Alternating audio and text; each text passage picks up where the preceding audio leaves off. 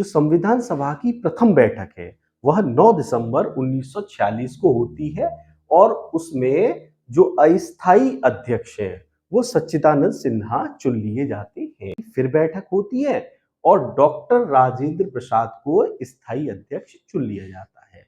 जवाहरलाल नेहरू, पंडित जवाहरलाल नेहरू द्वारा उद्देश्य प्रस्ताव प्रस्तुत किया जाता है।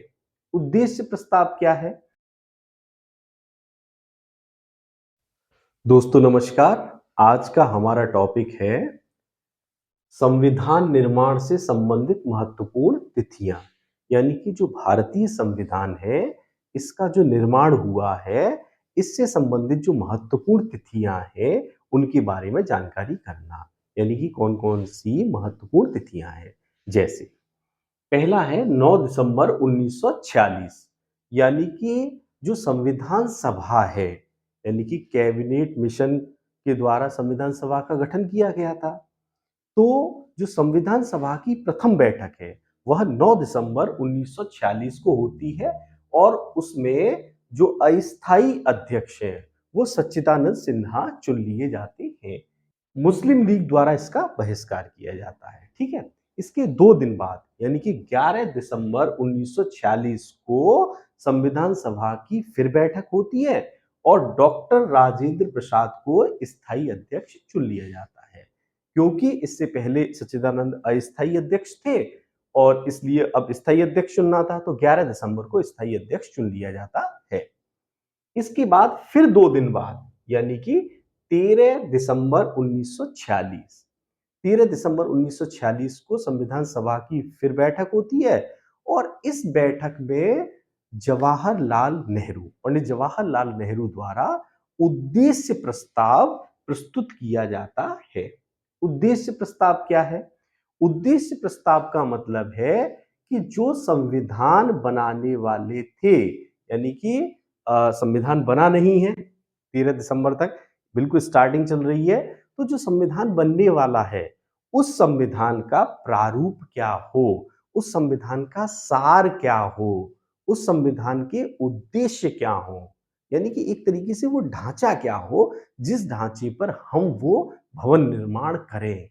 तो वो जो स्ट्रक्चर था, वो जो उद्देश्य था, सार था उसका, वो उद्देश्य प्रस्ताव है। वही आगे चलकर प्रस्तावना के रूप में आगे आया, जो हमारी प्रस्तावना है भारतीय संविधान की। तो जैसे उद्देश्य प्रस्ताव की प्रमुख बातें कही गई हैं, क्या-क्या बातें हैं? जैसे लोकतांत्रिक गणराज्य, लोकतांत्रिक गणराज्य वाली बात कही गई थी कि भारत ऐसे होगा, प्लस विचार, अभिव्यक्ति, विश्वास, धर्म और उपासना की स्वतंत्रता दी जाएगी। तो ये सारी बातें कही गई थी। ठीक है। इसके बाद अब हम आते हैं, देखिए यही जो उद्देश्य प्रस्ताव है यह 22 जनवरी को जो बैठक हुई है संविधान सभा की उसमें इसे पारित कर दिया जाता है। ठीक है। इसके बाद है 29 अगस्त 1947। इस दिन क्या हुआ है? इस दिन डॉक्टर बी आर अंबेडकर की अध्यक्षता में प्रारूप समिति का गठन होता है। ठीक है। डॉक्टर बी आर अंबेडकर, जिन्हें भारतीय संविधान का निर्माता भी कहा जाता है, तो डॉक्टर बी आर अंबेडकर की अध्यक्षता में प्रारूप समिति का गठन होता है। संविधान निर्माण में कई सारी समितियां बनाई गई हैं, जिनमें से मुख्यतः 8 तो प्रमुख समितियां हैं, उसके अलावा अन्य समितियां हैं। तो उनमें से जो प्रमुख समिति है प्रारूप समिति, उस समिति के अध्यक्ष डॉक्टर बी आर अंबेडकर को बनाया जाता है और इसमें 6 और सदस्य थे। 6 सदस्य कौन कौन से थे? N Gopalaswami Iyer, Alladi Krishnaswami Iyer, K M Munshi, Mohammad Saadulla, B L Mitra. ये इनके बाद में एन माधव राव आ गए थे, यानी कि इनके स्थान पर एन माधव राव थे। और डीपी खेतान, डीपी खेतान की मृत्यु के बाद टीटी कृष्णामाचारी इसके सदस्य बना दिए गए थे। प्रारूप समिति क्या थी? देखिए, प्रारूप समिति का मुख्य कार्य जो था वो ये था कि भारतीय जो संविधान बनने जा रहा है उसका मसौदा तैयार करना। ठीक है। यानी कि उसके बारे में कि आखिर वो संविधान बने कैसे और उसके बारे के लिए महत्वपूर्ण चीज़ें कहाँ से ली जाएँ, कहाँ से उसका प्रारूप बनाया जाए, कहाँ से उसकी स्ट्रक्चर डेवलप किया जाए। तो इसके लिए जैसे विदेशी संविधानों से कुछ चीज़ें ली गई हैं, उनकी स्टडी करना है या भारतीय जो अधिनियम थे, उनमें से कुछ चीज़ें ली जानी है, तो आखिर प्रारूप कैसे बनाया जाए उस संविधान का, प्रमुख कार्य।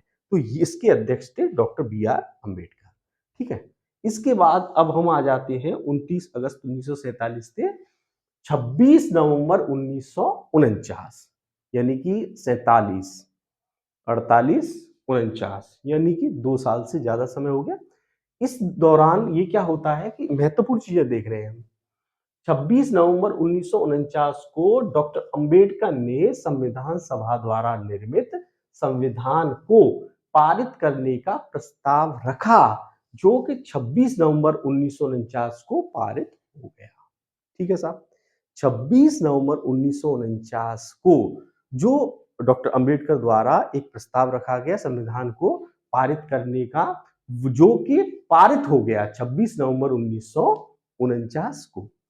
ये महत्वपूर्ण तिथि है, ठीक है? 26 नवंबर 1949।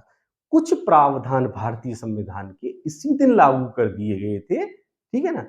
जैसे कि हम इसमें भी पढ़ेंगे, जैसे कि उस समय पर जो नागरिकता वाला था या कुछ संसद से संबंधित प्रावधान थे, ये उसी समय पर लागू कर दिए गए थे। संसद से संबंधित कुछ थे और नागरिकता से संबंधित थे और भी थे जो उसी समय पर लागू कर दिए गए थे और सारे प्रावधान जो है वह 26 जनवरी 1950 के दिन ही लागू किए गए थे। उसे अभी हम देखेंगे।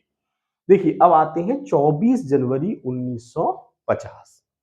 24 जनवरी 1950 को संविधान सभा की बैठक आयोजित होती है। यानी कि संविधान सभा की बैठक किस लिए आयोजित होती है कि उस दिन फिर संविधान पर 284 सदस्यों द्वारा हस्ताक्षर किए जाते हैं उस दिन, ठीक है? वो अंतिम बैठक थी। उस दिन 284 लोगों द्वारा हस्ताक्षर किए जाते हैं संविधान पर, इसलिए वो गठित की जाती है और 11 अधिवेशन हुए हैं, ठीक है ना? कुल टोटल कितने अधिवेशन हुए? 11 अधिवेशन संविधान के निर्माण के दौरान। 11 अधिवेशनों के दौरान ये निर्माण रहा है, ठीक है? तो 24 जनवरी 1950 को हो गया। इसके बाद जब हम आते हैं 26 जनवरी 1950 यानी कि संविधान के कुछ प्रावधान जो 26 नवंबर 1949 को लागू कर दिए गए थे, उनके अलावा जो संविधान पूर्णतः लागू किया गया है, वह 26 जनवरी 1950 को लागू किया गया है। भारतीय संविधान के निर्माण में बचपन से पढ़ते आ रहे हैं, 2 वर्ष 11 माह 18 दिन का समय लगा तथा इस समय में कुल 11 अधिवेशन हुए, ठीक है ना? ये चीजें इन पर डिस्कशन हो चुका है।